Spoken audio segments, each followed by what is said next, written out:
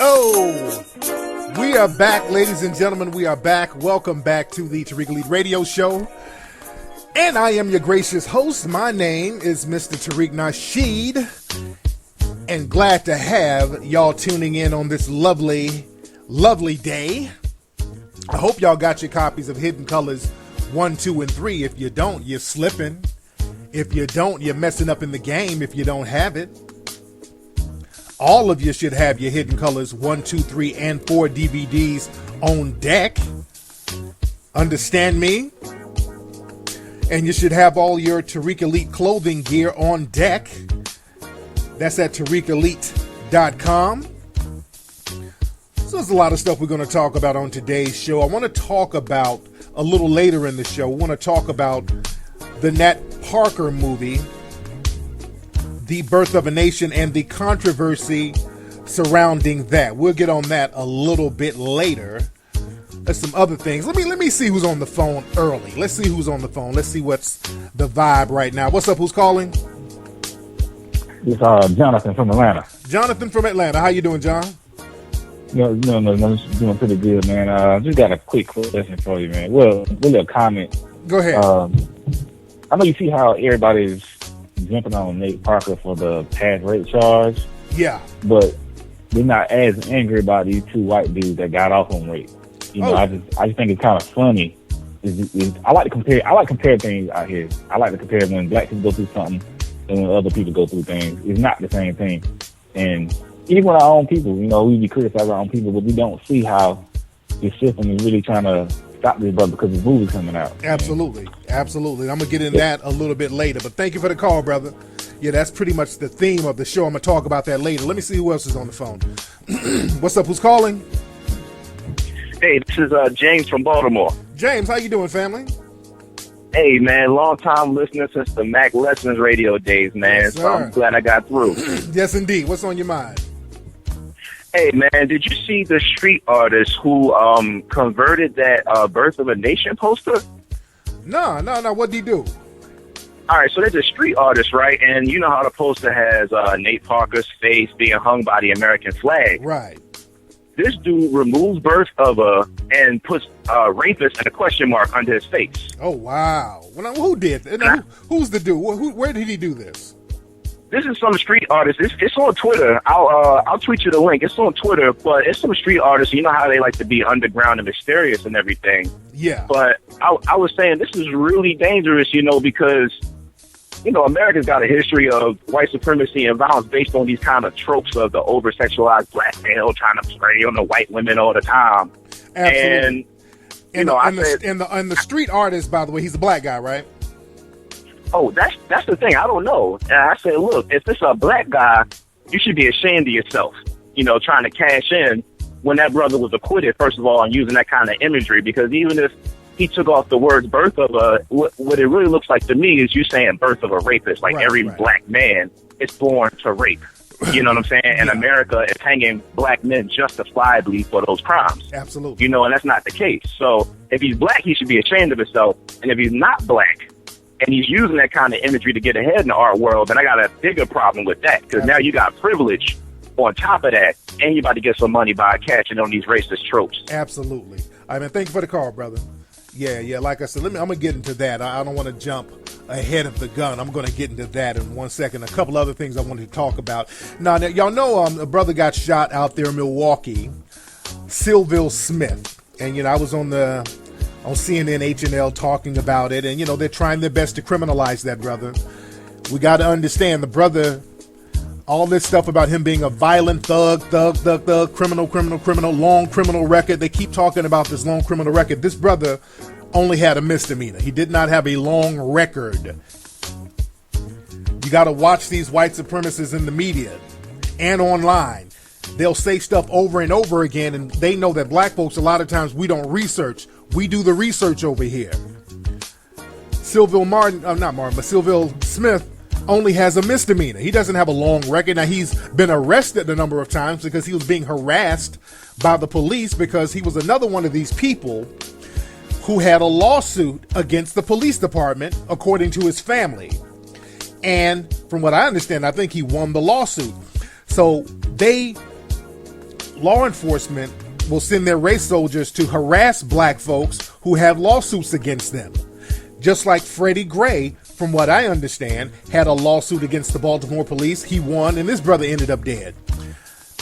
I heard my man Eric Garner had a lawsuit going on against the police before he was executed on film. Our sister in Baltimore, Corinne Gaines, she was going through some stuff with the police back and forth for a long time, and I'm thinking that she was going to have some kind of lawsuit going on before she was executed. I'm hearing Sandra Bland was planning on filing some kind of suit. A lot of this stuff, a lot of folks don't know that I've been hearing as far as black folks dealing with law enforcement, and they're getting lawsuits on them, and then they end up dead somewhere. Now, this is for a fact. In Flint, there were several black people who filed suit against the city of Flint for that lead in the water crisis. A lot of those black people who filed cases, they ended up dead. So we got to look at this game and see how it's played. These white supremacists are not playing. We got to be aware of the entire chessboard. We got to really be aware of the entire chessboard, because these white supremacists are criminalizing us. And there was a case that happened this weekend of a white guy down in Florida, Marin County, Florida, Martin County, Florida. Where are my Florida people? Where in Florida is that? Is that South Florida, Central Florida? I'm not too familiar with that part of Florida, but this white dude, 19-year-old white man named Austin Haroof, this dude killed two people, and he tried to eat one of the people he killed. He killed a white couple. The white boy killed a white couple, white on white crime. And they said the white boy was on some type of drug or whatever. They said it might have been Flocka or whatever. Who knows? But he killed two people and he was eating them, or trying to eat one of them. Google this. It's South Florida. People in the chat room. You should see how the media is reporting that story. Now, first of all, when the police showed up and he was eating some damn body after he killed him, they didn't shoot him. They tased him. So, this just goes to show, don't wait for the white supremacists to make a confession. The way they deal with their criminals is totally different. All of a sudden, they know how to follow procedure. They know how to do things in the proper context of training. They know not to execute people. I mean, the dude was sitting up here eating one of the two people he killed. They tased him, brought him in alive. They're doing everything to save this guy. The media is giving him a pass. They're talking about, and this is an article, it says, well, Austin Haroof, he had no criminal record. He was a good kid, said the Martin County Sheriff, adding that Haroof had no apparent relationship to his victims and that the attack seemed to be random. So they're already doing that he was a good boy who never harmed nobody. It was the drugs that did it. Probably some drugs sold to him by some Negroes named Lefty, Shifty, and D-Row. I wouldn't be surprised if they start that whole bullshit. If they figure out a way to blame a nigga. That's how slick these white supremacists are. Just like that story with that governor. He was a governor or a mayor or whatever. It was some town on the eastern seaboard that's all white, and it was a meth problem. So he blamed the meth on black folks coming in from New York selling it. This is how the white supremacists, they won't own up to their shit for nothing. So they're already talking about, well, it's the Flocka, and watch that, because they're a drug named after a rapper, by the way, a black rapper. You see that? If you look at articles about this dude eating folks, they keep mentioning Flocka. You see that? A drug named after a black rapper. They're real slick on slipping in black folk slander. So I wouldn't be surprised if they start blaming some black person for selling the Flocka to them. They're very slick, family. Y'all got to be, we got to get off this whole naive goofball bullshit. And we got to understand that we got to understand the entertainment game. This is what I really want to talk about. I want to talk about the industry and how the industry has an industry lynch mob. And I'm talking about the entertainment industry, and that covers movies, sports, television, and everything else. See, if you don't play ball, if you don't get on point, they have a lynch mob. Now, they used to tear you down, literally. They used to go out in the streets and just string you up and hang you. Now they know how to be more sophisticated with their lynching. They can do virtual lynchings. And they still can do a lynching, meaning they can put a bullet in you and kill you if need be. But what's more effective is doing a virtual lynching, because then they can use some of their strategically placed minions in the Negro community to assist them. And they know how to lynch you, and they know how to castrate you virtually. They do virtual lynchings. They do virtual castrations.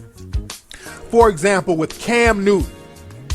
Now, a couple of days ago, a lot of people were getting on Cam Newton's case because Cam Newton did an interview with, I think it was Vogue. Help me out in the chat room. The chat room. Where did Cam Newton do that interview? Cam Newton did an interview with, is Vogue or GQ? He did some interview with one magazine. I'm trying to remember what it was. And in the interview, he was talking about, because they asked him stuff about race, and that was very deliberate. That was very deliberate. They asked him some stuff about race. Wait, somebody in the chat room said Sheriff Clark's family is in here. Well, I'm looking at the chat room right now. Who's Sheriff Clark's family? I would love for them to call up. Who's Sheriff Clark's family in the chat room? If you're his family, I would definitely like you to call up. Hopefully, it's not somebody just trolling. But Cam Newton, it was GQ magazine. The chat room said that it was GQ magazine that Cam Newton did the interview. And the reporter specifically asked something about race. Okay, he's trolling. That's Wizard of Coon Valley. He's trolling. Stop it. Y'all should have known that. But the reporter deliberately asked Cam Newton, and that's very slick, when they start asking athletes about race, knowing that they can't really say anything too provocative, knowing that they can't really do anything to jump off the coon train, knowing they have to kind of go along with the system, they can't challenge it. The reporter asked Cam Newton about race, so he, had to tiptoe on the coon train a little bit. And I'm not beating the brother up. I'm not beating him up at all. A lot of people were beating up Cam Newton about his comments. And basically he said something to the effect of, well, racism doesn't affect me. Racism don't exist no more. Or something like, well, as Americans, we're past racism. So he had to give one of them bullshit ass answers. And, he was kind of forced to do it to a certain degree. I know a lot of people don't want to hear that, because I would say, and I'm giving him the benefit of the doubt. I might be wrong. He might just be a big old coon. But I'm giving him the benefit of the doubt because he couldn't say the opposite. I mean, let's be real. If he said the opposite, man, that would have messed with his endorsements. They would have done a virtual lynching of him. Now, I'll always say, when they ask these athletes about race, what they need to do is say, well, you know what? I'll leave that up to people who are more versed into discussing racial issues. Just say that instead of jumping on the coon train, because that's always a loaded question when they ask athletes some question about race. It's always loaded because they want you to put yourself out there so all the white supremacists can start attacking you. Like they attack me 24 hours a day. If you look at my Twitter, I'm attacked by white supremacists literally about 20 hours of the day. If you look at my Twitter now, there's probably a bunch of white supremacist trolls at this moment at Tariq Nasheed at Twitter trolling my shit now. Twitter, they gave me like a special filter. Like certain people, if they see that you're getting trolled a lot, you get a special filter to use on your timeline, so you can filter out some of the comments that are similar to other comments, and if they come from real strange accounts, there's an automatic filter that Twitter will give you. But Cam Newton made those comments basically saying, well, racism, we're past that, giving an answer that white people want to hear. So now a lot of people in the dominant society are giving him praises and props, and they're trying to front on black folks for criticizing Cam Newton. They're like, hey, why are you so mad at Cam? Cam's an honorable guy. Why are you mad at Cam Newton? Because he has a difference of opinion. Now, these are the white supremacists talking this shit. And what's interesting, do y'all remember a few months ago, like a year ago, these same white supremacists were calling Cam Newton a thug, nigga, gangster, gang member, hoodlum, because he was doing the dab. They were calling him a degenerate thug hoodlum. And a year ago, they were trying to tie him into some gang shit. They were talking about he was a gang member. Remember that? But the minute he starts taking racism out of the equation and acting like racism doesn't exist, all of a sudden, oh, he's a great guy. Just like Richard Sherman. Remember Richard Sherman when he was real hyped up after the game and he was yelling? He was yelling into the microphone, but they made it seem like he was yelling at the female anchor, and they started calling him all types of thug, nigger, hoodlums. And once he jumped on the coon train, got on the what about black on black crime train, all of a sudden, well, he's one of the good ones. Richard Sherman is one of the good ones. He's great. How come you guys can't be more like him? You dig? So they make you get on that coon train. So all my athletes and entertainers, if you're not really ready to go on out there and articulate systematic racism and what it is, just play past those questions, because those questions are always loaded. And what they want you to do, they want you to, because those questions, they put you in a very peculiar predicament, because you're going to either isolate yourself with your black base, or you're going to isolate yourself with those white dollars. So that's why you see so many athletes jumping on the coon train, especially ESPN. ESPN is a goddamn plantation. It's just so much cooning on there, it's ridiculous. But if you stand up and speak out against systematic injustice, like Marshawn Lynch, they'll start getting on you a little bit.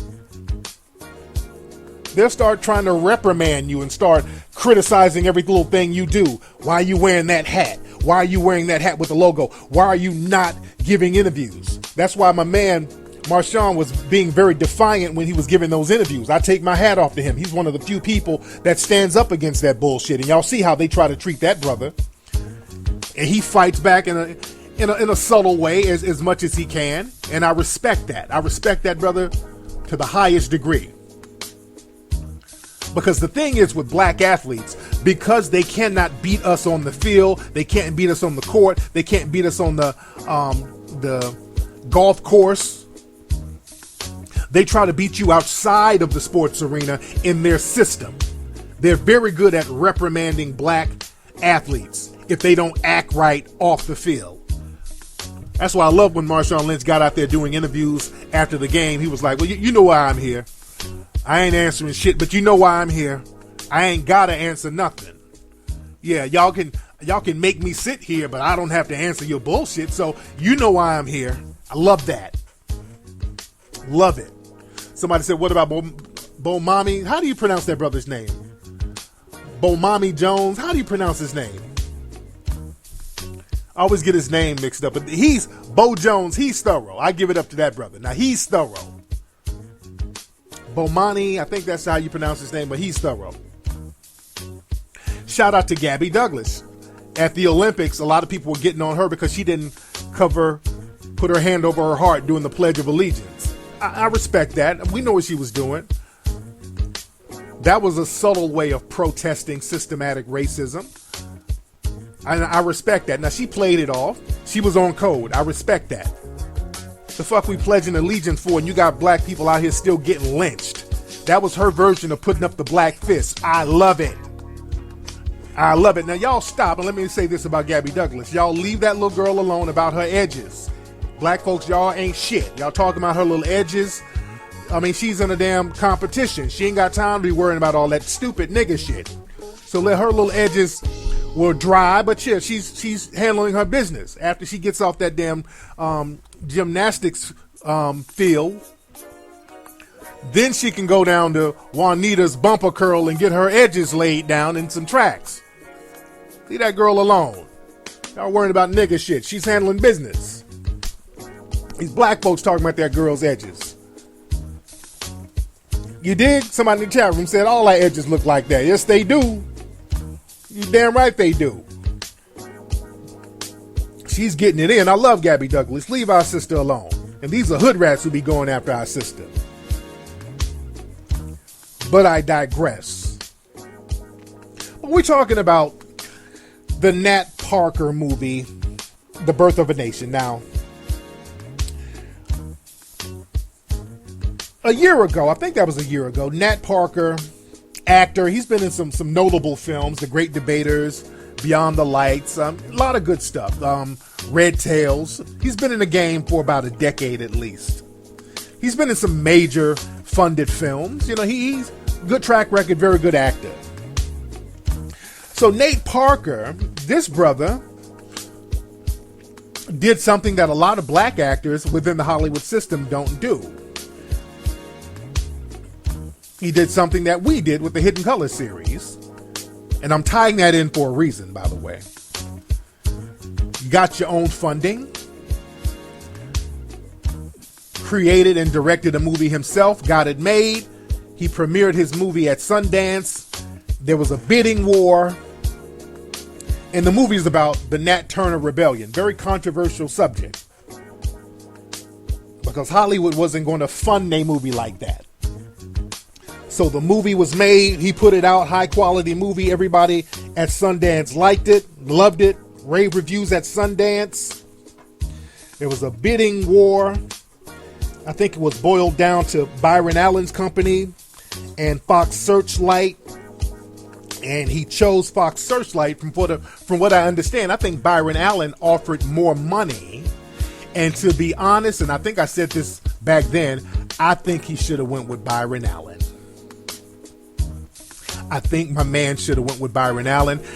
I think he went with Fox Searchlight because I think they probably promised him more perks and all that. But we got to understand this, family.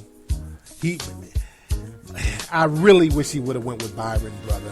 That would have been a more powerful move because understand, when you do something revolutionary, the white supremacists, they'll come along and throw some money at you, but they'll throw money at you and they'll buy out the competition simply so you don't win. Not because they want to make you a team player. Basically, they'll buy you out to silence you. They will buy you out to silence you. There are artists out there who they'll buy a contract or they'll sign them to a record label just to shelf them. Look at what they did to Bobby Smurda. Look at what they did to Bobby Smurda. Bobby Smurda had the hottest record in the street. That Hot Niggas record was the hottest record in the street. Epic Records signed this dude, got the rights to his song and his other music. And then right after the brother got signed over his rights, they gave him whatever bullshit advance money, which they probably spent that bullshit advance in a week. Bobby Smurda is in jail. He got arrested. That man is still in jail now. While Epic Records still own the rights to his shit. And he's gone just like that. They got the rights to his shit. They're not even getting him out of jail. And Bobby Smurda didn't shoot nobody. Bobby Smurda didn't commit no crime. They're using the all-in law on Bobby Smurda. They're convicting him or charging him for crimes that his so-called associates did. One of the old bullshit RICO laws that was supposed to be for the mafia. There's no black organized crime at all. But the thing is, understand, these people, the white supremacists, they'll buy you out just so you won't be able to compete. Not because they want to do business with you.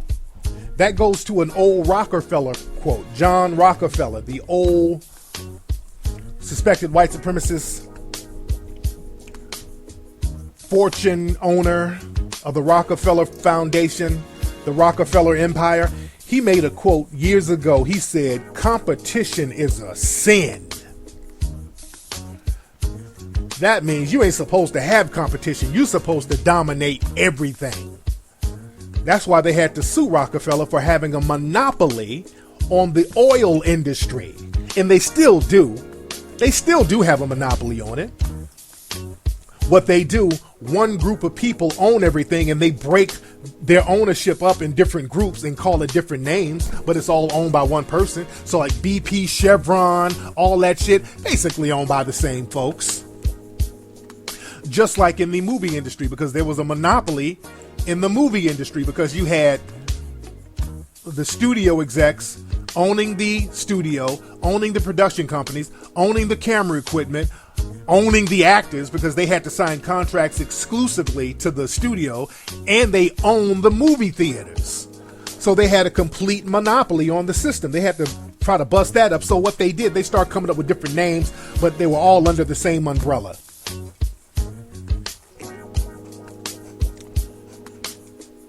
So that's the thing. Competition is a sin to the white supremacists. So when they bought the rights to Nate Parker's movie, I said, okay. And a lot of people were shocked, so was I. And I said, let me see what they're going to do with this.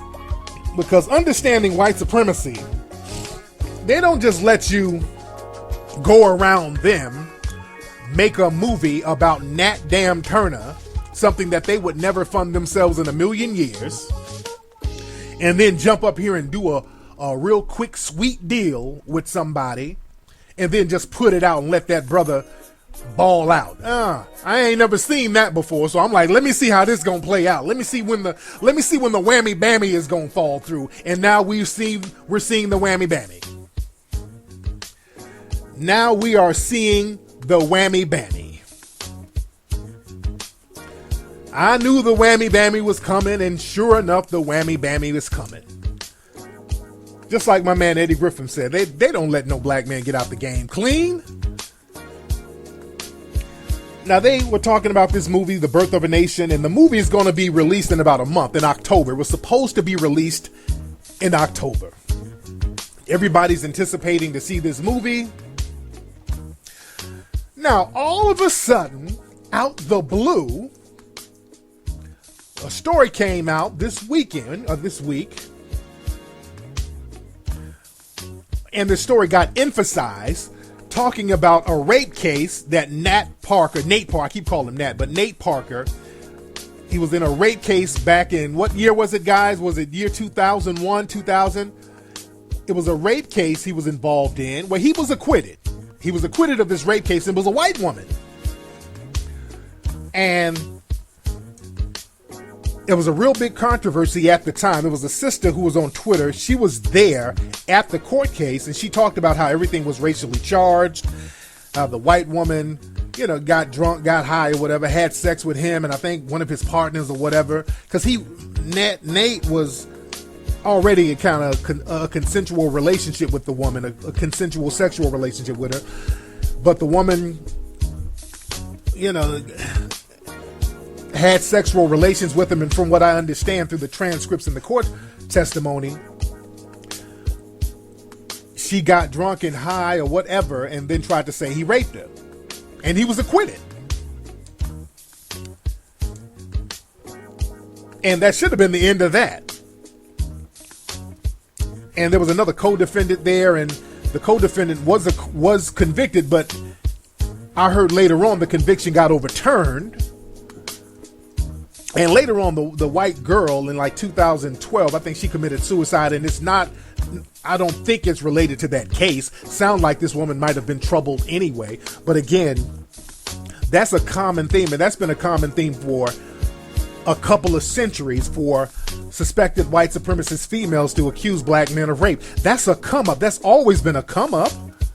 Now, have there been black men who rape white women? Yeah, there's been cases for real. Now, have there been cases of white women lying about being raped? Yes. Have there been cases of white women lying about rape when it comes to black men? Yes. Many, many times. Whole cities have been destroyed based on white women saying somebody raped them. Tulsa, Oklahoma, the Black Wall Street area was completely destroyed. Black people were bombed. An entire city was bombed because a white woman lied and said a black kid raped her. Emmett Till was killed, a little boy, because of a rape. And rape means whistling. He whistled at a white woman, and that's rape. Understand this, and I've always said this.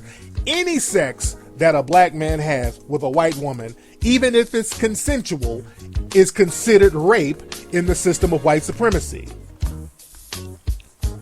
They always give the white female the option to say that it was rape anytime she decides to change her mind about what she did. They give her that option. Just like with Cosby. They give you that option to wait 40 or 50 years to say, hey, wait a minute. Back in 1950, when I had sex with that black person, you know, I think I was raped. I didn't want to say nothing back then, but I think I was raped. So give me my come up right now. And that system will allow you to be believed. Whereas a black person can be on film getting harmed by a white person, and we still have to wait for more facts. We can have our brains blown out by a white person on film, but, well, we just need more evidence. A white woman says she was raped in 1940 by a Negro. Oh, that nigga did it. That's all the evidence we need. He did it. Black child shot on camera. We don't know what happened before the tape. So with Nate Parker, the movie's about to come out. They throw these rape allegations, and now, all of a sudden, basically on the same day, they had one of these coordinated dog pile attacks from these pretend fake black feminists on social media. These are the same exact people who do slander campaigns on me every single time I'm about to release a Hidden Colors film. These same exact people. This is why I've been telling y'all for years, these little slander attacks are always coordinated by the white supremacists. They get their Negro minions on Twitter, on social media, and they will tell them on a specific day, start slandering back to back everybody at once. They do it to me all the damn time. I've been telling y'all about this for years. And it is coordinated. Many of these people are associated with Ebony.com. These are a lot of bummy ass Negro writers who have to give hand jobs for writing gigs at some of these major publications. So they got a whole set of Negroes, moist dudes and Negro bedwenches who will suck a white dick at the drop of a hat, who will do the bidding of the white supremacists, who will start trolling and start making these illogical comments for white mommy, white daddy. So when the white supremacists start to demonize me and Nat Parker in their stories, or Nate Parker, I keep saying Nat. So when the major publications start to demonize Nate Parker, they can pretend that it ain't racial because they can point to the black folks who did it first. And look at this article that came out in Variety magazine. Now this proves how full of shit this whole slander campaign is. Now this is a quote from Variety magazine, because they talked about this. They were talking about, well, the release of Birth of a Nation is questioned. We're questioning the release of it. This says, according to sources, studio execs at Searchlight are assessing the fallout from a fresh round of stories about the incident on prominent news sites and African American targeted sites. Right there shows me they are full of shit. And look how they worded it. They made sure not to say African American owned sites. They said African American targeted sites. Look at the language. This is how slick these white supremacists are. Because they know there are no black owned sites. There's no black owned media. TV One is the closest, and Roland Martin loves to say that. We black owned. You know, he loves talking about that. But a lot of these black owned media outlets, which the only one I know of is TV One, they still have white advertisers primarily. And I'm not knocking TV One. Again, shout out to Kathy Hughes. I got a lot of respect for Kathy Hughes. But there is no real black media, no real black-owned media. So they were very slick and very meticulous about using the term African-American targeted media. Because the blogs and the so-called black media, the black websites, they're all white-owned. They're all white-owned that target the black audience, but they're still satellites of the white corporations. So now these articles are making it seem like, well, it was the black targeted media that let us know about the rape case, so they were upset about it, so now we're just following the black media's lead. Bullshit. Full to the shit. That's such a crock of bullshit. Now they're listening to black folks and following our lead now. When black folks out here begging for justice, when black people out here talking about, hey, stop calling us criminals, stop printing articles about us being thugs, stop demonizing children who get killed and victims who get killed, all of a sudden now you're listening to the black media, now you're listening to the black blogs and these little insignificant, broke ass, nothing ass, Negro bed wench dick suckers out here who pretend to be feminists, these moist niggas out here who pretend to be male feminists, who are out here just trying to get attention and white dick. Now you listening to these inconsequential niggas? Now, really? Bullshit. That's that whole shit. The white supremacists always pretend that they got their cue from a black person when it's time to harm and disenfranchise other black people. Bill Clinton did that recently. When people were fronting Bill Clinton off on them 3-strike laws and all that, Bill was like, well, you know what? I talked to black leaders and they were so upset about the drugs in their community and the thugs, and it was the black leaders that wanted me to do something. Get the fuck out of here. Ain't no such thing as a black leader. There are no black leaders. So miss me with that. Ain't no black leaders. There's no black people telling them what to do and they're listening and they're gonna go out and do it. We're always begging for something. They tell us to eat a dick. Now you listening to the black leaders? No. So they're very good at that. So online, they started this whole fake outrage campaign. And it's nothing but trolling. Every time a lot of people, y'all been trying to have a logical conversation with these folks, you can't have a logical conversation with them. The name of the game is to just troll the same comments over and over again. Nat Parker is a racist. Nate Parker is a rapist. Then they tried to say he was homophobic because he didn't want to play a gay guy. So they always throw that in. They do that. They do the same shit to me all the time. They say that Hidden Colors is homophobic. They say that Hidden Colors don't like black women. Hidden Colors was anti-gay. They throw out a bunch of bullshit to see if it'll stick, and just repeat the same lie over and over again. That's their tactic. It ain't about logic. You cannot have a logical conversation with them because it's not about logic. It's about throwing as much shit on the wall to see if the shit will stick so white mommy and daddy can pick up on the shit and run with it. That's the tactic. That's why when you try to have a conversation with them, hey, well, according to the facts, you know what, fuck that, you trash and you a hotep trash. Then they start name calling and acting silly. That's the name of the game. They are minions of white supremacy. They are minions of white supremacy, and they do that every time I got Hidden Colors coming out. They do the same technique. The thing is, with me, I didn't go to White Mommy and White Daddy for any funding. I didn't go to them for distribution either. And another thing, I got the streets on my back. So the streets was riding with me. See, most people don't have that. See, I can go into the corporate world, in the mainstream media world, and I got that street shit. Most people do not have that. So when you got that street back up, and you can go into corporate America, and you can go into the mainstream media, they can't control the streets like that. And the mainstream know that. You can't control, they try to. There's only so, you can't control the streets. That's why, man, I always keep a foot to the street game, man. That's why I always try to keep that connection, because that's one thing. You can control things to a certain degree, but the streets is very unpredictable, and they know that. The streets is very unpredictable, and they know that.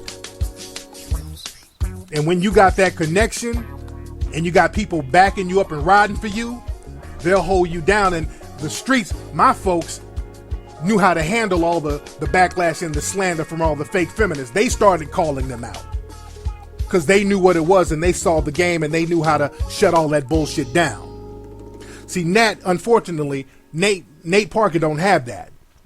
You know what I'm saying? He's a pretty much straight up and down mainstream type of dude trying to ease over into the independence game. That's why you got to have some street connects, man. You got to have that street shit so the streets can back you up and hold you down. This is why if you go independent, man, you got to go all the way independent. If you're going to do something like that Nat Turner story, my man should have went to Byron Allen at least. My man should have went with Byron.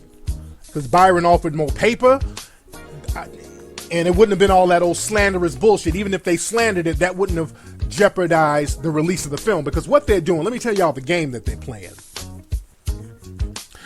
The thing is, with this movie, because it may or may not come out the way they're talking, they might use this as an excuse to not even put the movie out. You know, that's a real possibility. But what I'm telling you, what they're definitely doing, if they do put the movie out and the movie is a success, they're putting this rape jacket cloud over this man. And understand this. You have people like Roman Polanski, who was convicted of rape back in the 70s, skipped town, moved over to Europe, and Hollywood, they've been protecting this guy for years. Go back, there was an article in 2009 when Roman Polanski, he went over to Switzerland, and they arrested him in Switzerland because, see, Switzerland, that's a neutral country. They're neutral, so they got their own little laws over there. That's why you have people over there with Swiss bank accounts. Swiss has always been a neutral country. That's where a lot of the superpowers do a lot of work at, and they dictate a lot of stuff. That's why Switzerland they've never been in a war, they've never been bombed. That's a central location, it's a neutral zone. So I don't know if he was visiting Switzerland, changing flights or whatever, but they arrested Roman Polanski in Switzerland, and Hollywood backed that man up.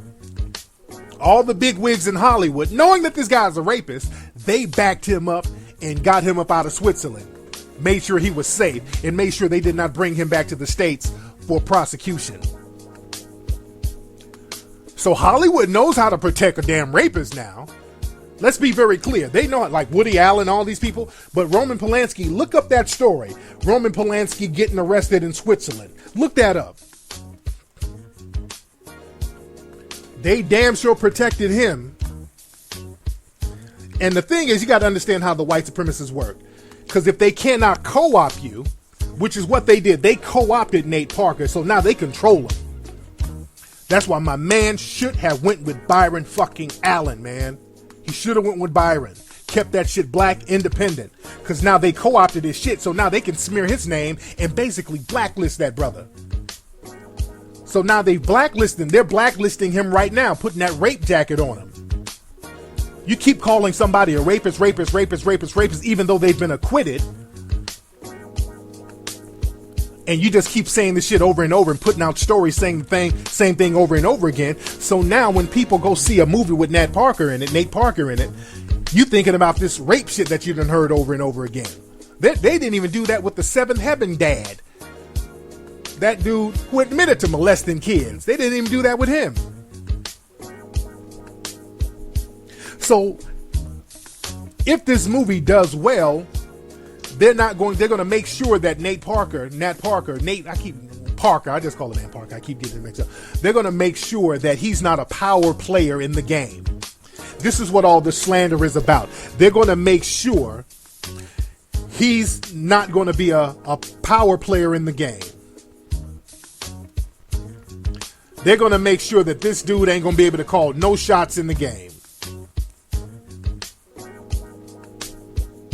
So if this thing gets Oscar buzz, they're going to kill that with the rape shit. They're going to kill that Oscar buzz with the rape shit. And again, they're going to shit on this dude where he's blacklisted in the industry. See, this is why certain projects, you don't let them co-op that.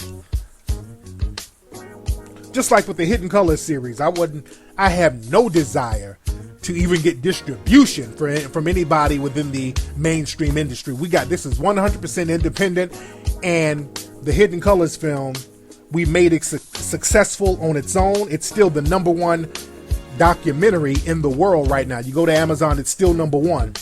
And understand this, because they watch what we do on an independent level. If they can't co-op you, they'll just kind of piggyback off your shit. If they cannot co-op you, they will piggyback off your shit. Have y'all seen the new trailer for a movie that they got coming out called Hidden Figures? There's a new movie that Hollywood is putting out called Hidden Figures. Now, this movie is a black history movie about some black women who worked at NASA. They were the first black women at NASA. I think the movie takes place in the 1960s. And I looked at the trailer, and I want y'all to look at the trailer. It's about some black women growing up in, I don't know if it's in the South or whatever. Janelle Monáe is in it. Taraji P. Henson is in it. And I'm looking at the trailer, and I'm like, okay, it's just like a historical piece. It looks interesting. They had a touch of some bedwenching going on. There was one scene where Janelle Monáe was looking at a white guy, and I think Taraji said, "Don't look at him like that." "Ooh, I can look, he's fine," or some shit like that. I said, "Oh, I hope they're not going to have a bedwench moment in this movie." But I'm looking at the trailer, and the trailer goes off, and I'm like, why in the world would they name this film Hidden Figures? The title Hidden Figures don't even go with this film. What does that mean? The title don't even go. They could have called it Sisters of NASA. There's something else they could have called it. But you're looking at the trailer, and I'm like, how did Hidden Figures get worked into this damn title? The reason why they named that film Hidden Figures is directly because of the success of Hidden Colors. That's not a damn coincidence. Let's be real. That ain't no fucking coincidence at all, man. That movie, the title Hidden Figures don't even go with that movie. Somebody said sue him. You can't sue him because I don't own the rights to the word Hidden Figures. But I'm just saying, and I'm not mad at them. I understand how the game goes. Understand this. In movies, a lot of times they understand how to make movie titles based on search engine hits. They see something that's hot and make something or label something similar to what is hot, so that by name association, certain shit can get hot based on name association. Do you understand that? They know, the marketing corporations, they know how to work algorithms and aggregation sites, and they know how to find and use certain words that's going to get big hits. They know that Hidden Colors is the biggest film in black society right now. They know that. And that's not the first time a major corporation has done that. Remember, a couple of years ago, Nike put out some t-shirts called Hidden Images. And the t-shirt had an image of LeBron James that was artistically made to look like the cover of Hidden Colors 2 DVD. I want y'all to Google that. Hidden Images t-shirts. The t-shirt looked like the cover of the Hidden Colors 2 DVD. Now we almost sued over that because we had to go to lawyers and all that shit. But the thing is, they know how to market certain films by giving it certain titles. Because the thing is, if you look up a certain film title that's hot and their name is associated with it, or there's a similar name, because a lot of times movies are listed in Netflix and other systems in alphabetical order. So if somebody's looking up Hidden Colors, the next fucking thing they're gonna see is Hidden Figures. I'm just showing y'all how the game is. So if you're on iTunes looking up movies to watch and you watching Hidden Colors and you're looking through alphabetical order, what's right after Hidden Colors? Hidden Figures. Do this right now. I want y'all to do this right now as we're talking. Go to Google. Let me give you an example of exactly what I'm talking about. Go to Google right now. Type in Black History Movie Hidden. Don't even type in colors. Don't even type in just Black History Movie Hidden. And what do you see? The first two things you see Hidden Colors and you see Hidden Figures. You go see that right now. You see Hidden Colors and Hidden Figures. That's not a coincidence. That's how they do marketing. I'm telling y'all, I know how they do this shit. Somebody said they about to put out a white Tariq Nasheed. Well, they did that with my relationship books. Nigga, when I would go do meetings in Hollywood about the dating and relationship books, I would go and we would pitch something to the network. Then a week later, we'll see in the trade papers the same idea I just pitched them. It just got greenlit with a white host. I'm like, what the fuck? Didn't I just... Okay.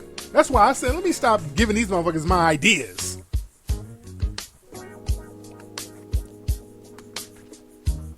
Yeah, but the algorithm game is very true. They market stuff based on hot algorithm names and all that. That's not a coincidence. That's not a coincidence. So we got to understand the game, man. They will try to do an industry lynching and they'll get their Negro minions to do the lynching.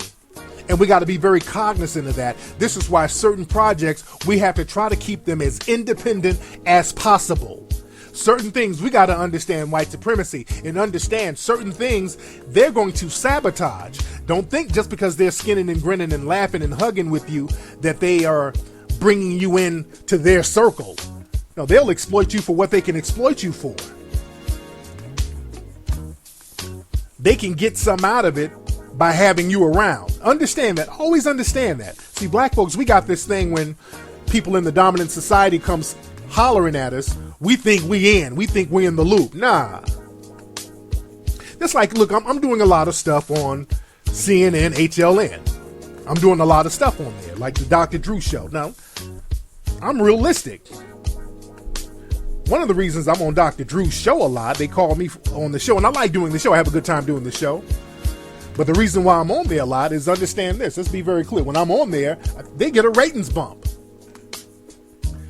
They get a ratings bump when I'm on there. So I get to spit for about 2 or 3 minutes because they got me on there real fast. But when I'm on there, that equals what? Millions of dollars for them because those ratings bumps. When you get a ratings bump and a lot of people tuning in at a certain time, that's millions of dollars in advertising money.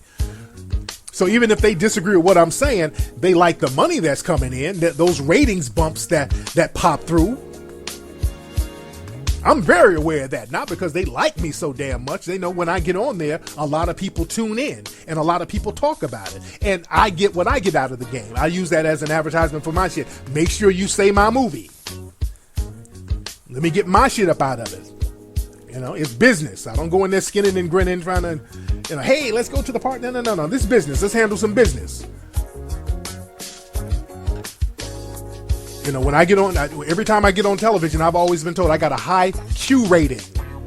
Like when I used to do MTV Made and all that, they would give me special episodes because I had a high Q rating whenever I was on television. People like seeing the episodes that I was on.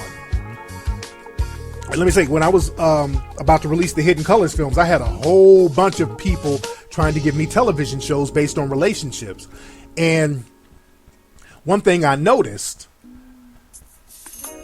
I kept getting an unusual amount of offers. I'm like, hey, what's this about? And I started looking at some of these contracts, and basically in these contracts for reality shows, a lot of folks don't know this. I talked about this before. When you do reality shows, first of all, you don't make a lot of money. All these people you see on Love and Hip Hop and all that, they're not making a lot of money. On cable shows, you do not make a lot of money on these reality shows. I remember Charlie Murphy, even the scripted shows, Charlie Murphy was talking about being on the Chappelle Show. Charlie Murphy got $500 an episode on Chappelle's Show. So that gives you an idea of the money you're getting on MTV and VH1, these non-scripted shows. Quote unquote, by the way. Because many of these shows are scripted, but they're paying you pennies. Now, when I did a pilot with VH1, we did a pilot for one of my books, The Art of Gold Digging. I got like $20,000, $30,000, but that's because they bought the rights and I became a producer on there. So, I knew how to wheel and deal, but that was years ago. Now, with these reality show contracts, they have something called the Bethany Frankel clause. And Bethany Frankel, she was one of these women on the Housewives shows who used that to create a multi-million-dollar empire for herself.